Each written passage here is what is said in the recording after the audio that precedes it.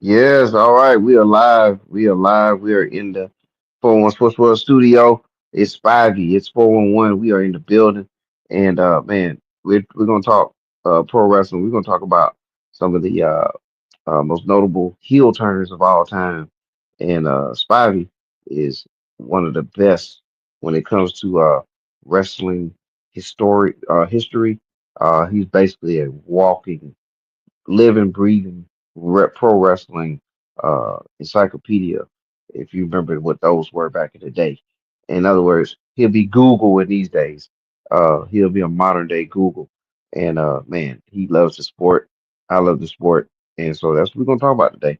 And a lot of this is coming off of the heels of speaking of heels, off the heels of John Cena turning heel at Elimination Chamber, which was a shocker. And so we'll get Spivey's thoughts on that. But and more importantly, we're gonna get his thoughts on some of the all-time heel turns. And Mr. 401, yours truly will throw in some as well. So man, I can't wait. Today is March the 6th, 2025. Make sure that you do the following. Make sure you follow us on TikTok under Mr. 411. That's MisterFourOneOne, Mr. 411. Also, please do the same thing on Instagram, Mr. 411. That's MisterFourOneone. We are on YouTube currently, right now, with the simulcast on Surge Sports as well on YouTube. So we're on twice right now on YouTube. But make sure you follow us on 411 Sports World Network. That's all written together. 411 Sports World Network on YouTube, just like this right here. Bam. See it. 411 Sports World Network. Make sure you follow us on YouTube. Hit the like, subscribe, the notification bell, and share because sharing is caring. All right. Want to make sure we take care of all that business because we got to get down to business. And my man Spivey is going to be on board here in like 2 seconds. Spivey, there was a little bit of backdrop. If you can help me with that, about to roll you in so we can talk about these all-time heels, man. All right. Spivey, Yeah. How you doing, Tyrone? Good evening. hey man, man, good evening, bro. Man, good to hear from you, my man. Yeah, glad to be on the show and thank you for allowing me to participate in this forum about classic heel turns in pro wrestling. And Lord knows there's been a lot of them throughout the annals of pro wrestling. Yes, sir. Hey man, I couldn't think of a better person to have on than you, man, and for this. And I just can't wait to get your thoughts on all this stuff, man. Now, Thank you. true, Sarah, I know that you're not the biggest John Cena fan, right? Not at I all. know you're Not not, at all. not Not at all. right. But Not at all. you did hear about the heel turn. You probably Hmm. saw it. Just give me your thoughts on the turn, um, how it was done, what effects you think it's gonna have. Um, First of all, I didn't see it coming. I must admit, Okay. it was well executed. Um, with John Cena being a typical babyface good guy, I know for years WWE was talking about turning him heel. And considering that he's on the last leg of his career, to see him do this at this time, it's reminiscent of Hogan in NWO. Hogan basically had been a good guy for for the most part of his career. And all of a sudden, went to Yeah. WCW, he turned. And I think that felt there somewhat reminiscent of Hogan in '96. Um, Brock did a great job in doing his role as the final boss. You would thought CM Punk or somebody like that would have turned on Cena. I mean, turned on Cody. But I must admit, the angle was well produced. I hate to use that word, but um, like I said, considering John Cena pass and his make a his Make a Wish Foundation. He was the Yeah. last person I would spit, and so it was a great heel turn. It was vicious. Um, I don't have anything bad or negative to say about the way it was executed. Because one thing about a heel turn, it's like somewhat reminiscent. Gordon sort of would say Pearl Harbor. You don't see it coming, and so in my estimation, it was a great Pearl Harbor job. And look, and then for you to say that's Bobby, that means they really did take their time and work this thing out. Did And a great and job. and yeah, yeah. And another thing about this, man, is that no one saw it coming. Mm-mm. And in the last couple of years of pro wrestling, a lot of things would leak. And Right. and WWE did a great job of this not leaking. According to Triple H, it was only like two people that knew, two or three people max that really knew about this. And so the dirt sheets, no, the other networks, other, outlets, this did not get out. So for that, you add the shock factor with it. So man, this was awesome, man, and I'm curious to see where it's going to go. Well, that's how wrestling's supposed to be. Nobody needs to supposed to know. Even back in the day of kayfabe, nobody knew but the bookers, the wrestlers, Yeah. or somewhat the promoters. The fans were out of the loop, even the dirt sheets back then. So again, in order for an angle to work, nobody has to know. Yeah. And it was somewhat reminiscent in some ways of a classic build up, but then it wasn't because um, to go to my next point, you take the big turn in 1980 with Dusty, Ole after turning on Dusty. It actually started in the fall of '79 when Ole Anderson turned babyface in Georgia Championship Wrestling. Him and Hmm. Ernie Ladd were the Georgia Tag Team Champions, but they had a falling out, and so the wrestler that came to his rescue was Wrestling 2, Tommy Rich, and Bob Armstrong, and so on and so on. But one guy stayed away from it was Dusty Rhodes. So on Mm. the table, so if you go to YouTube for our listeners, you can follow it. It's called the Turn of 1980, the Big Turn of 1980, and and it had to do with assassins. So on an episode of George Championship Wrestling, the assassins came out and attacked Mike Davis. Dusty came to the rescue. So Dusty was looking for a partner that would see for somebody just as mean and nasty as he could be. And he got Freddie Miller, who was at that time one of the hosts for George Championship Wrestling, to go out and get Ole Anderson. And they made a deal. But what was so great about it is that Ole made Dusty earn his trust. They had two matches. One was a cage. For that third and final cage match, it was a historic card in July 1980. That's when he turned on. And they actually had a ride at the Omni that night.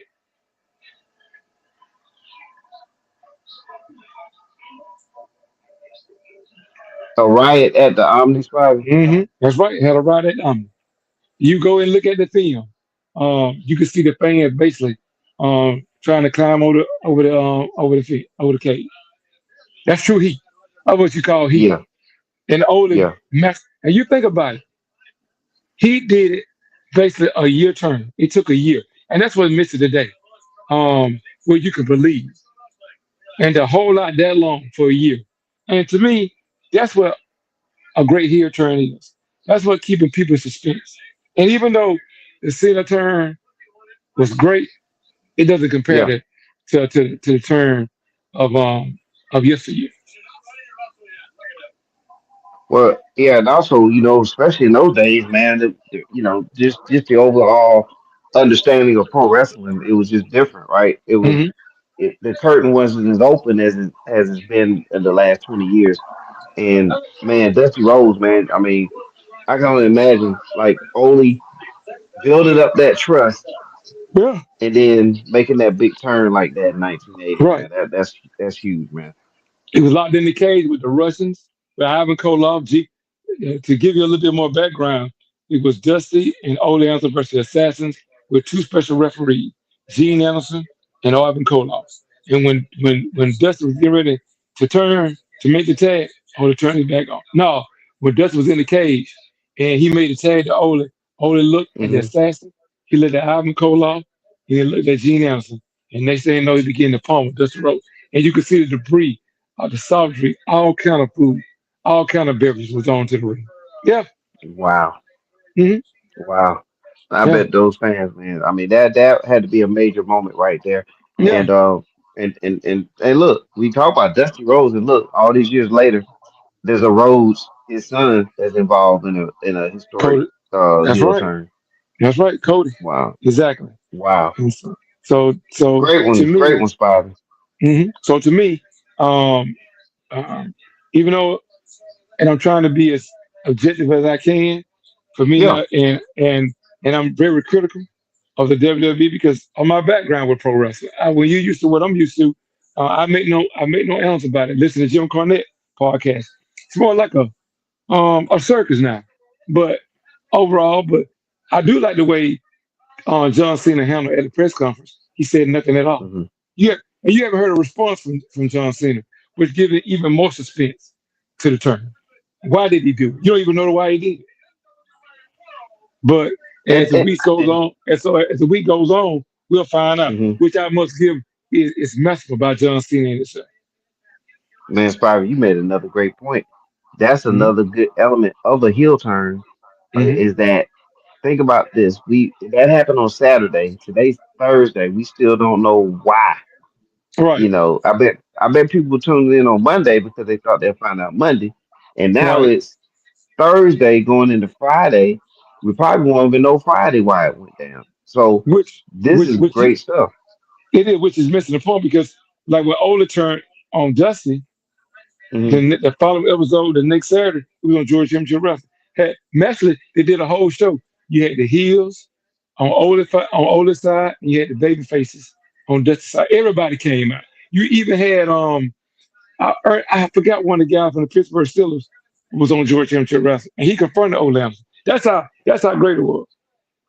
Wow, man. We gotta make sure we have the link to that one on there too. Yeah, So yeah, yeah. we'll get that out there so for the people to click on the link when they watch this episode All or right. while they watch this episode. So we'll get that done too, man.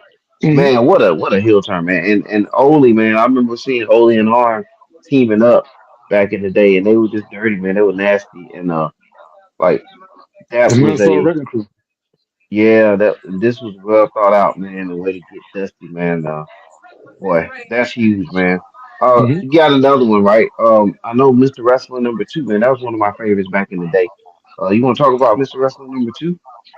I would love to. Johnny Walker started as a rubber man. Johnny Walker in the Florida territory.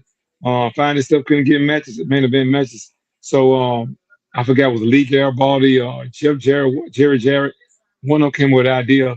Okay, you already had Mr. Wrestling one Tim Woods, and but somebody came up with a genius stuff to create another Mr. Wrestling. This came out to be Mr. Wrestling number two. Um, Two had a brief heel turn in early Georgia. I can remember going to the Macon Coliseum around about 74, 75, and Wrestling 2 and Wrestling 1 had a series of matches to see who would go after the NWA World title. At the time, Jack Briscoe. And basically, 2 actually won the feud, but they buried the hatchet on the set of Georgia Championship Wrestling. Fast Hmm. forward 13 years later, the genesis of this feud began when he reached out to Matt Tia.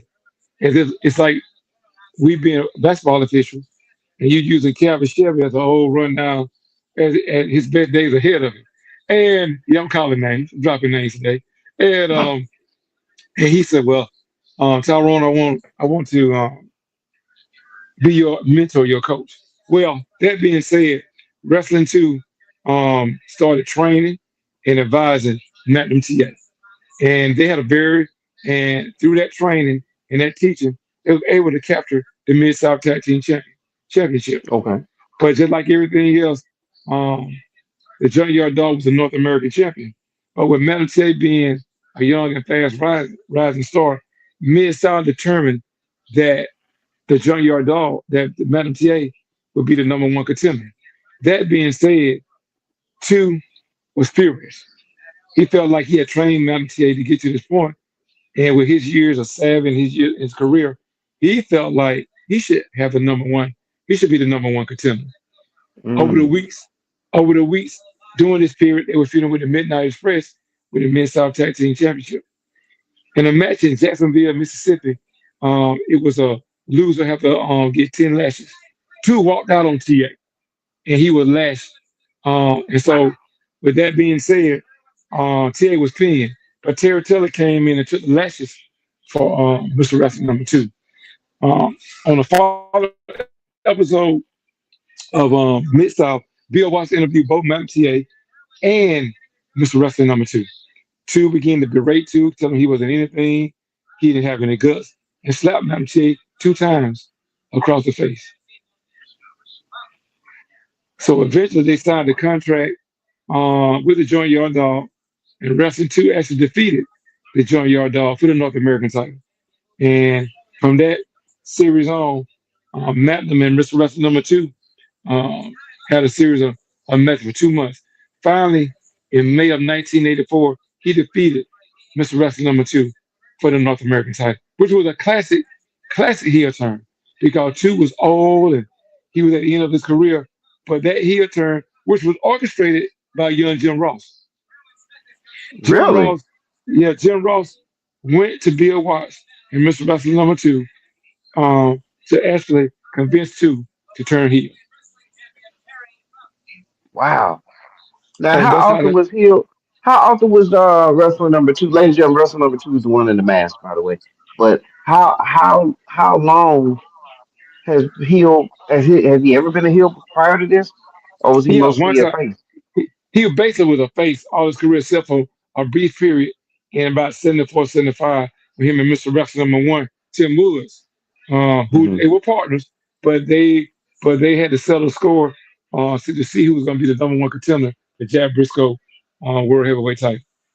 I went and actually I attended a match around about 75, and I saw Mr. Wrestling one, Mr. Wrestling number two. Wow, that's But amazing, man. You talking about some great ones there, man. oh man, I wish it was actually footage of that. You can always read it. You can always Google that, and it will tell you the whole history of Mr. Wrestling One and Wrestling Two. So when you get a time, maybe you can share that link with your listeners. Yes, sir. Will do. Gotta do it, man. That's why you're here, man. You dropping these nuggets, man, and giving wrestling fans this historic lesson, man, and travel back through time, man. This is great stuff. What I love about this storyline, man, you have a mentor and a mentee, and you Hmm. have a mentor who was seeking that opportunity. Now, and guess what? Like at the end of the day, he won a champ. He won the championship, Hmm. and then Madam TA eventually wins the championship too. So everybody wins in this deal. But And man, what a mind you, story, man. and mind you, they were Mid South Tag Team Champions and feuding with the Midnight Express during this period. But having Jim Cornette and other various other entities come in, it made for a Yeah, great angle. And so you got to yes. give Bill Watts um, masterful book. Actually, Bill Watts was brought in to help Dusty Rhodes against the Andersons in the turn of 1980. So you had a lot of stuff that because at that time, Bill Watts was part owner of the Georgia Territory. Okay. Wow. Hey man, this is great stuff, man. Hmm. And I did watch a lot of this the other night, and it Hmm. was just fascinating, man, to see it, to see the interviews, to see how everything was building. Like you mentioned, the slap, and Manu TA was real. He kind of let it. He turned the other cheek. You know what I'm saying? But Hmm. eventually, he was like, "No more. I can't turn the other cheek no more." And then, Right. man, just what a great heel turn, man. That's a Hmm. fantastic one as well, man. I got another that I want to just throw out there that I want you to dive into before you kind of select some other ones. Um, Wahoo McDaniel, this one man sparked my interest, man. You mentioned to me that Wahoo McDaniel turned on Ric Flair. Again, it goes back to the NWA World Heavyweight title.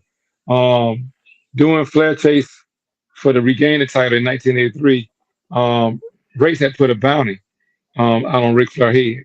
Um, I think I sent you some highlights of that. He hired Yeah, it was $25,000 bounty put on Ric Flair head. But during that time, um, Cowboy Bob Orton was a friend of Ric Flair. But doing a televised match, the Harder Race versus Ric Flair, Dick Slater came in and interfered in the match.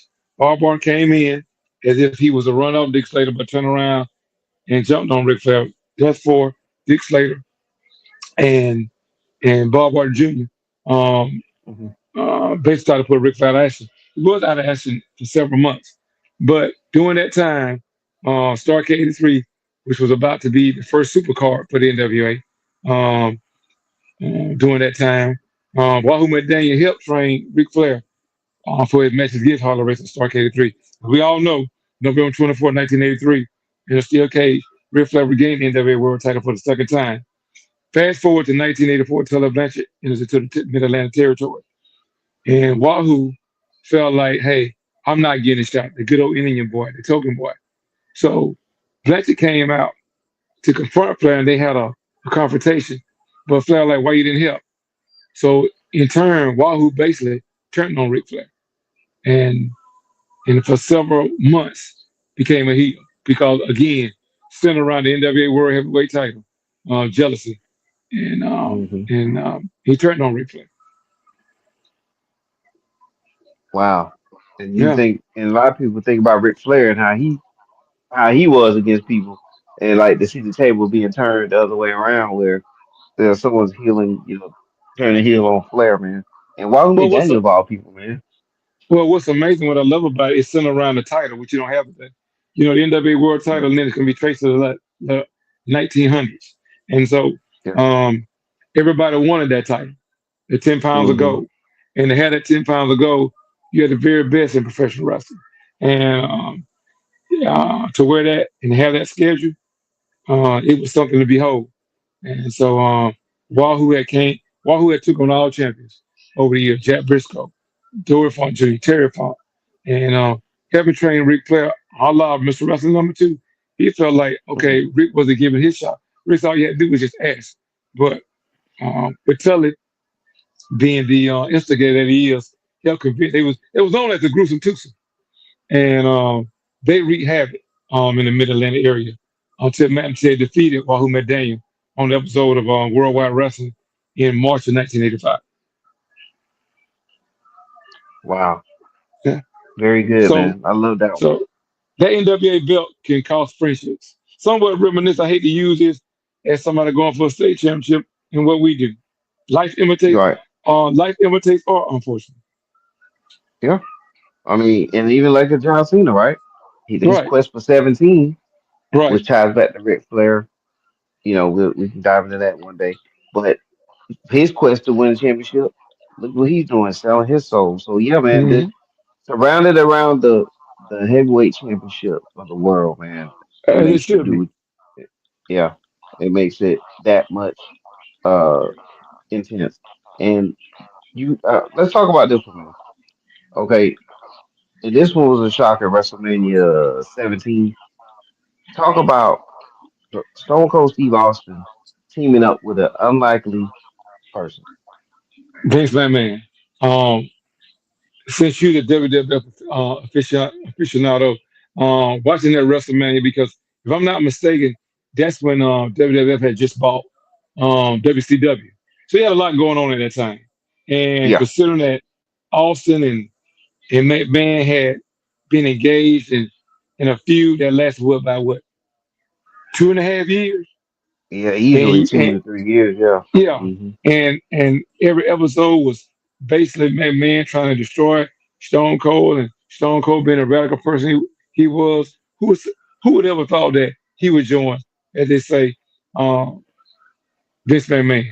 I think it was one of the greatest heel turns ever orchestrated. Um, no one, I don't think, saw that coming. And I got to give to Vince McMahon. Um, him being the heel promoter um, was well done. You know, um, um, I think that turn, knowing the history between Rock and the McMahon, I mean Stone Cold and the McMahon family, who could see that coming? Hmm. Who would have thought that Stone Cold would sell out to Vince McMahon? But he did, and Stone Cold became a WWF champion at the time, and I just think it was well executed because again the number the X factor was Vince McMahon. Right. If anything, you thought he would help the Rock out. That's exactly what I thought was going to happen. I thought he was Yeah, going to help The Rock right, because Vince's haste to get rid of Stone Cold and to make life a living hell for Stone Cold, he would have did that. But wow, when they went the other way and the way Stone Cold just viciously beat The Rock with that chair and then right. followed that with the pin, man, that was just classic, man. I watched that match I don't know how many times now, but that was a big that was a huge heel turn, man. Again, shock Well, factor. well, always one thing you do know, as better as you've been a wrestling fan, always expect the unexpected in pro wrestling,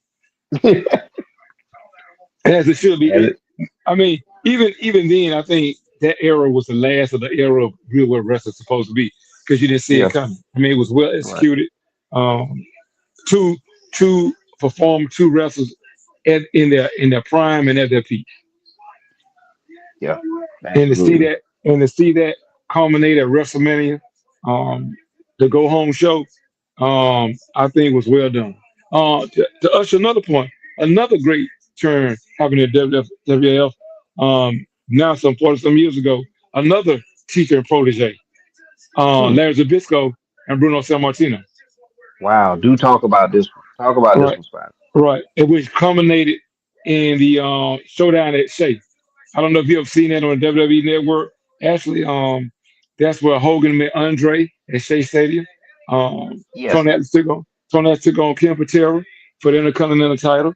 Um, for months, again, couldn't get out the shadow of his mentor. He felt like he challenged Bruno Sammartino to a match on television. It's supposed to be a scientific match, and broke a chair with his neck.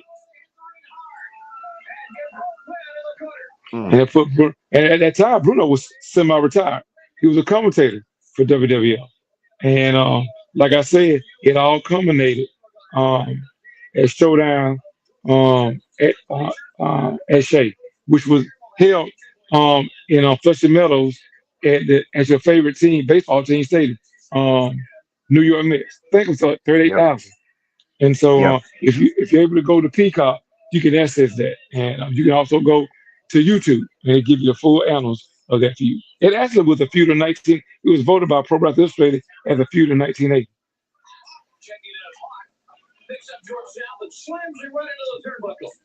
And he tried it, and Bruno defeated Zabisco to still came back.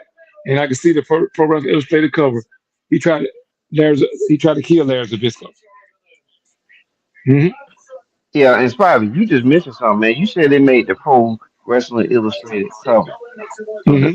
that's a huge event, man. And yes, Hmm. Shea Stadium, the home of the New York Mets. And yeah, Hmm. that was great. Hey, you mentioned also that Andre and Hogan wrestled at that Was on time that was on that card. on that card, right? And Hmm. a lot of people may not realize, but Hogan was the heel then Exactly. at that time. Exactly. Um, You know, also, he had, Hogan, and also he had Tony Atlas, who was in Georgia Championship rather, but back then in territory you can go from territory to territory. He took on Ken hmm Patera, who was also not only was I think he's the Intercontinental Champion, but he was the NWA Missouri Heavyweight Champion, was actually a stepping stone to the World Heavyweight title. So you had all kinds. yeah, I tell you, the summer of 1980 was very special because you had the last tango in Tampa with Dustin Rhodes taking on Holly Race 2 out of 3 falls. You also had Bob Backer defending the Worldwide Wrestling Federation Championship against Don Morocco on that card in the NWA sanctioned wow, event. man, hey man, I need to see that card. Yeah, That the that's last, that, that's the last, that's the historic. last thing, the last tango in Tampa. hmm Yeah, I need to get that one pulled up, put that link out Yeah, too. But yeah, yeah, but San Martino and Larry Zbyszko, yeah, and tell people about San Martino and how great he was, because like you talking about like if you want to talk about how Cena's been around 20 years, or even when Hogan went heel and how long he's been in the game, San Martino was a legend, right? yeah, he was. He was in the Northeast Territory. With him being of Italian descent, you had in the New York metropolitan area. He was very popular in Pittsburgh. Actually defeated Buddy Rogers um, for the Worldwide Wrestling Federation Championship. If I'm not mistaken, Ivan Koloff defeated Bruno someone. People forget Ivan Koloff is a former World Wrestling Federation World Yes. Heavyweight Champion. hmm And if I'm not mistaken, he defeated Bruno Sammartino in Madison Square Garden. And Pedro Yep. Morales defeated Ivan Koloff for the belt. So Bruno was in the Northeast so much the Hulk Hogan of the WWF in his day. And so um, I seen Bruno matches. He doesn't impress me as much, but hey, but again, I'm not the biggest WWF fan, but I do like Superstar Billy Graham, but we're not on that subject. But again, Bruno was a living legend. He was Yeah. you got to give he met all comers, he took on all comers. Even came to Right. Atlanta for a card during the War of Atlanta. But in his own right, he was a great champion, and I can't take anything away from him because he held the Yeah. he for at one time he had the longest sellouts for Madison Square Garden, so you can't complain about it. Yeah. Yeah. He was that guy, and that streak, that shock, that was a shocker when he did lose to Ivan Koloff in Madison Square Garden. That Yeah, was a, yeah. they said it was, you could hear a pin drop in there when that happened, Hmm.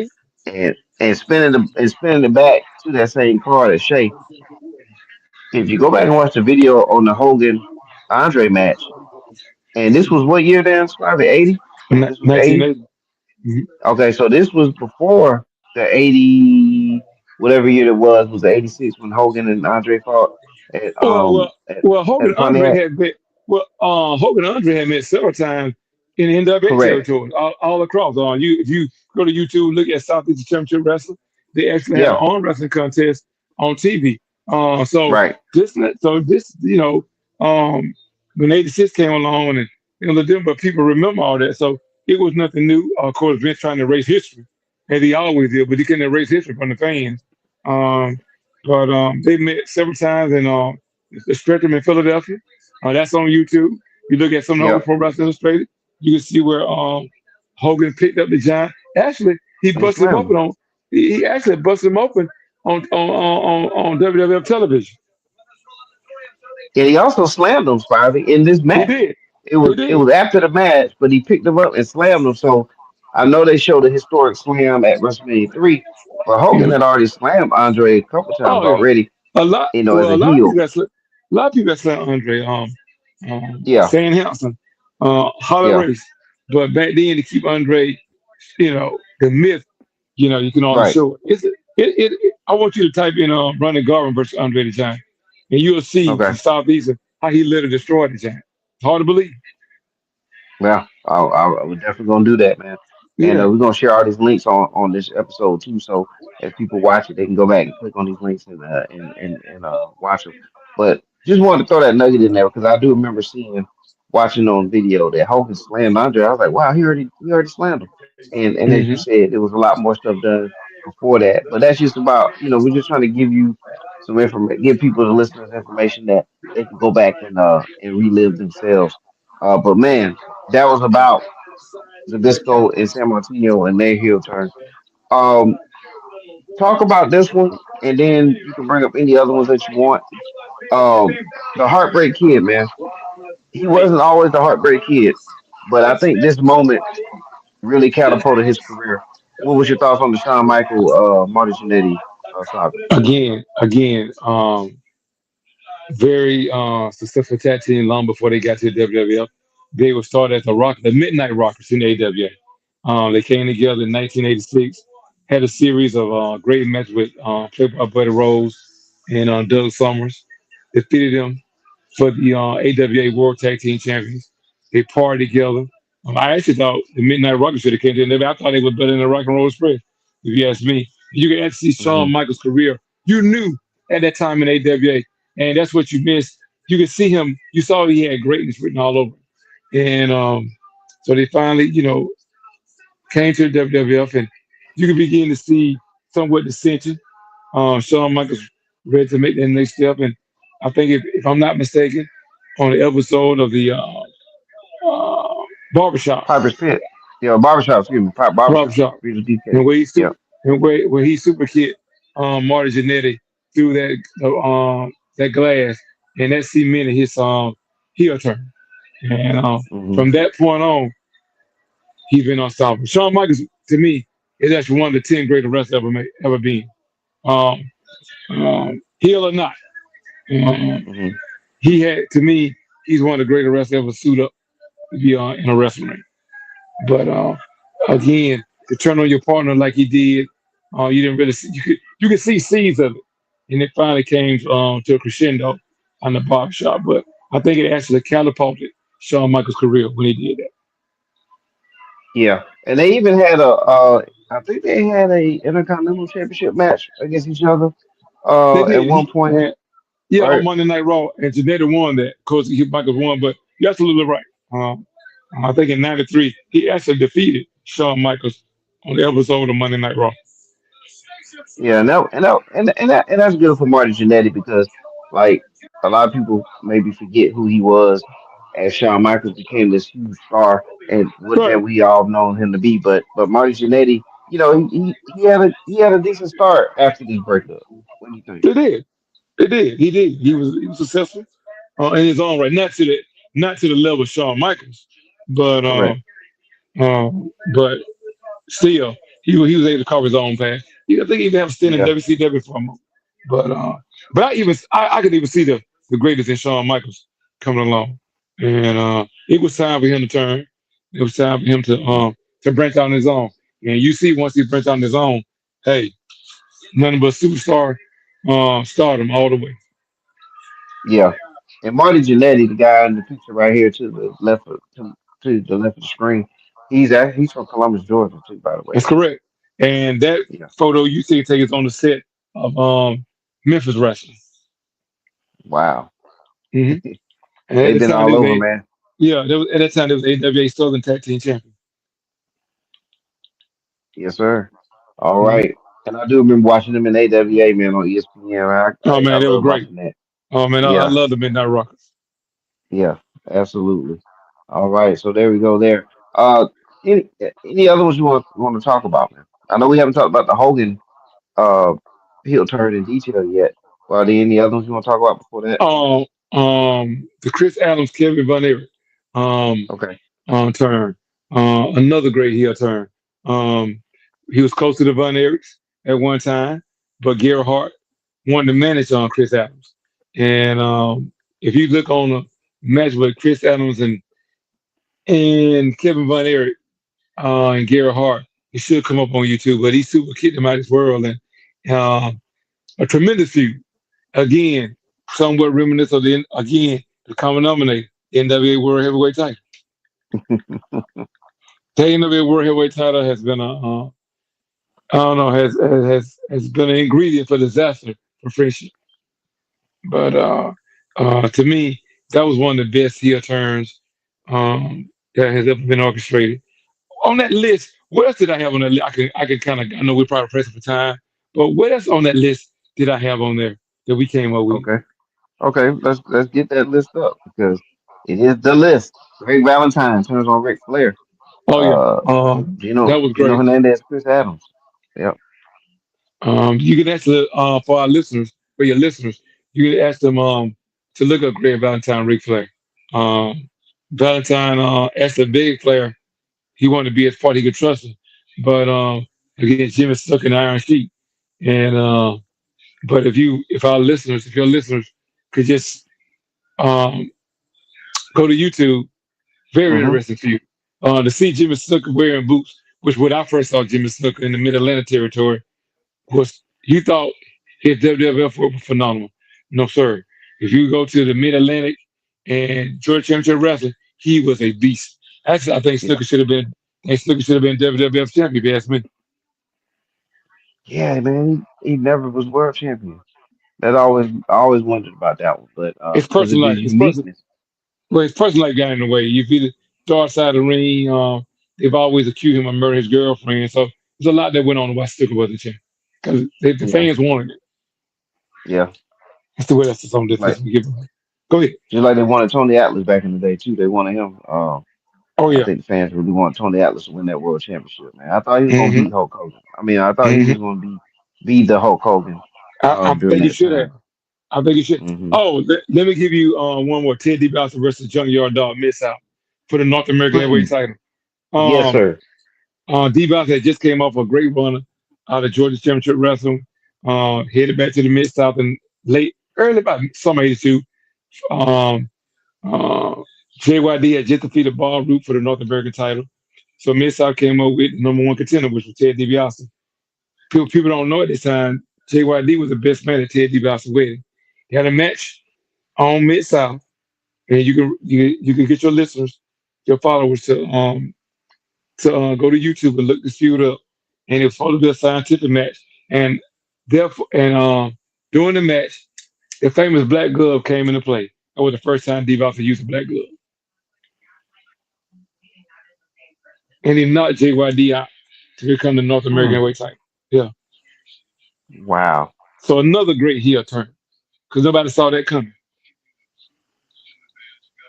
Yeah, because like you said, scientific match, man. Right, People don't right, understand. That's supposed to be right, just no shortcuts. You know what I'm saying?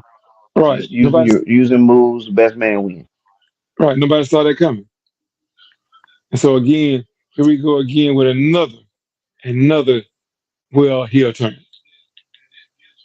And so um, there are several other turns. Of course, Barry Windham turning against Lex Luger. Again, Hmm. what's amazing, they were world tag team champions. But Ric Flair had been calling out Barry Windham for weeks. We want you to be the fourth horseman. And after Barry turned him down finally in Jacksonville, Florida in April 1988, that's when the heel turned and Barry became the horseman. And actually situated Barry to being the best wrestler in the world for about a year and a half. Because when he Yeah. became when he turned on Barry and when he turned on Luger, um, his career to me, he was just on another level. And so that to me, that's another great turn. Yep. Yep. That's another one. And Yes. Barry Oh, Windham, question. man. Yeah, Barry Windham was a great one, man. Oh man. Between 88 and about 90, I don't think nobody could deal with that. And again, like I said, so many more heel turns in wrestling um, to think of, but you can't. We don't have the time. But for me, Yeah. those are some of the best heel turns that we ever orchestrated. Quite sure there's more. Right now, my memory escapes me, but I just hope that that your listeners can follow links and the discussions that we've had, and they can see for themselves the magic of how heel turns supposed to be orchestrated. Yeah, absolutely. And we have a lot we do have a pro wrestling page on the YouTube page on 411 Sports Network. So there's Okay. been a lot of videos in there. But we also going to add them to this episode here too. Um, Hmm. and last but not least, before we go, man, the one that always that starts coming up ever since the Cena turn Saturday is the Hulk Hogan NWO turn. Give us your thoughts on that before we roll out. Nobody saw it coming. I didn't see it coming. It changed the history. It changed for a while. It changed the dynamics of pro wrestling, where WWF had been dominating. All of a sudden now WCW had become the leading company. And if you notice, just like somewhat reminiscent of Black Saturday, the tables were turned. This time Hmm. WCW was the aggressor, and everybody Yeah. migrated to WCW. It had a ripple effect on the Monday night, as they call it, the Monday Night Wars, where you can, Hmm. as a fan like we were, you going back and forth between each channel, between TNT and USA to see what's going on. It was must see TV. And actually, it Yeah. raised the bar of professional wrestling. When you have two companies, again, that's what pro wrestling is supposed to be, a free enterprise. It doesn't supposed to be something that's a be a monopoly. You had two companies, WCW, WWF, fighting out for supremacy, and it made it better for the fans because each week you never knew who would show up, who would be in WO. And it was one of the Yeah. greatest heel turns because nobody knew who the third man was. Hogan came out. You thought he was on Macho Man and Cena Lucas side, and next thing you know, it's a lead drop heard around the world. Reminisce of the Tommy Bond of Hiroshima in Japan. Yeah. It was. And It- and it started one of the greatest heel characters of all time, which I actually adore Hogan, Hollywood Hogan, which is my favorite into Hogan. I actually became a Hogan fan. and the crazy thing about Hogan, man, is like when you watch him wrestle, even when you watch him wrestle in yellow and black, even in his 80s, run as champion and all that, he fought dirty. and he fought, Yeah, he and did. and when you go back and watch his late '70s, he fought dirty then. He was definitely a heel with consecrated blessing as a manager. But those same moves he was doing as a face, baby face, he was doing it there just under different circumstances. And so for him to be in NWO and doing the things he did, it was a shock because he switched from the yellow and gold to the black and white, but he still kind of had that in him. You know what I mean? Well, if you go back to Rocket 3, Thunder Lips doesn't stray too far from the Yep. character. Thunder There Lips, you go. you know. And so I actually enjoy Hogan as a heel when he first started. I enjoy Yeah. his, I enjoy Hogan Mania when he started AWA. Those first 2 years of Hogan Mania, I must admit I did enjoy how the title coming out. Mhm. If you didn't like that, something wrong with it. I must admit that. And I didn't like this. Oh man. And on an episode of Jim Cornette, I never think he should have switched to the what is the yellow. I love him when he wore like the powder The blue blue, or white. the white. Yep. Yeah, I think having a Hmm. combination of different styles because you can wear one thing so much it gets old. So actually, when he became Hollywood Hogan, to see him in that black and having the boa uh, on the feather boa like superstar Billy Graham and Jesse Ventura, hey, he knew how to be a heel. So to me, the the the the '96 turn um, to me was even more how can I say my Entertaining, words is impressive, yeah unique. I more mean, it left for me it had a ripple effect on the wrestling industry oh because yeah, definitely. Yeah. yeah because without the Monday Night Wars I don't think wrestling would be where it's at today. Uh, Yeah, 'cause you don't uh, have the attitude era from after that because of you that. would you would but again it raised the level of all the wrestlers and it made it better for the Hmm. fans and that's what you want. Yeah. Competition, I don't care what it is in any entity, competition makes each other better Yes, sir. because then you had a choice. Unlike now, you really don't have a choice because there's only one company that's dominating, and that's the WWE. So it is what it is. Right. But again, great point with the Bash at the Beach in 98, 96. Um, some people say it was the number one heel turn of all time. Um, I'm not saying it wasn't, but for me, the turn of 1980 with Ole and Dusty had to be right up there. I mean, so many. You had Ric Flair turn against Dusty in the Cage in Atlanta in 1985 when he Oh, took on a another good Russian. one. Yeah, and Yeah. again, it had again, it was like another ride, you know. So for your listeners, tell them to look it up and show them that we're not kayfabing this. This is actually real. Yeah. Definitely gonna do it, Spivey. And we're Mhm. gonna have it available for everybody too. And so, ladies and gentlemen, the voice you hear there is Spivey. And he's dropping all this knowledge for us, man, and sending us right through wrestling memory lane. Again, we definitely appreciate you, Spivey, taking the time to be in here and chopping it up Uh, about this great sport of pro wrestling. And I hope a lot of people learned a lot on this episode. And again, here's a list of of a lot of Spivey's favorites, as you can see right here. So also take a look at Dick Murdoch and Ted DiBiase. Take a look at that man. storyline there, right? And do you And and do you know what that story? And do you know what that storyline is all about? The NWA World Heavyweight Title. Again, 10 the pounds ago. NWA World Title comes into play. The 10 pounds of gold comes into play again. I think that's the common denominator. And again, it's so many more annals that we could go over. I'll be honest with you, Tyrone. I can never get tired of talking about wrestling history. It is actually one of my favorite. To I wish we could have our own studio and backdrop, but again, your listeners are